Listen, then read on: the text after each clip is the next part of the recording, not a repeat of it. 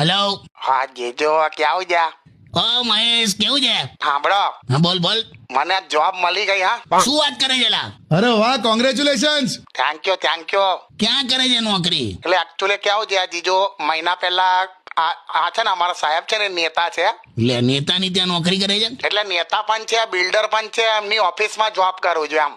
તે તારામાં કઈ ટેલેન્ટ જોઈ ગયા તો તને નોકરી આલી? પણ જીજો ઇલેક્શન વખતે મેં એમને એવું કીધેલું, હા. મેં કીધું સાહેબ જેમ બાઇકની ટાંકી હલાઈને મેં કહી દઉં ને કે કેટલું પેટ્રોલ છે ને કેટલું ચાલશે, હા.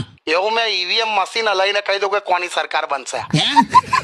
શું વાત કરે? તું આવું બોલ્યો? તો હા ભલા એક્સપર્ટ ગોથા ખાઈ ગયેલા. આ શેર બજાર વાળા તો હજુ એક્ઝિટ પોલ વાળા નો વધે તો આપણું સાચું પડ્યું જીજુ, તરત નોકરી આલી દીધી મને.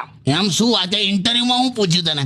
એમણે નહીં, મેં પૂછ્યું. હું લા? મેં કીધું સાહેબ એવી કોઈ નોકરી ખરી કે જેમાં શુક્રવારે અડધો દિવસ હોય, શનિ રવિ રજા અને સોમવારે બપોરે 1 વાગ્યા પછી બોલાવે?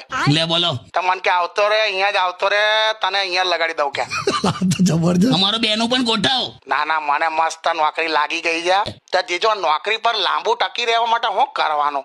તારા બોસની ગાડી ખરીદી લે. હે બોસની ગાડી ખરીદી લેવાની, એ પણ ઈએમઆઈ પર. એટલે તારી પાસે ગાડી પણ હશે ને જોબ સિક્યુરિટી પણ. વાહ કાકા વાહ. વાહ જીજો. ચાલ બાકીનું પછી ચાલ મૂકી દે. Best of luck.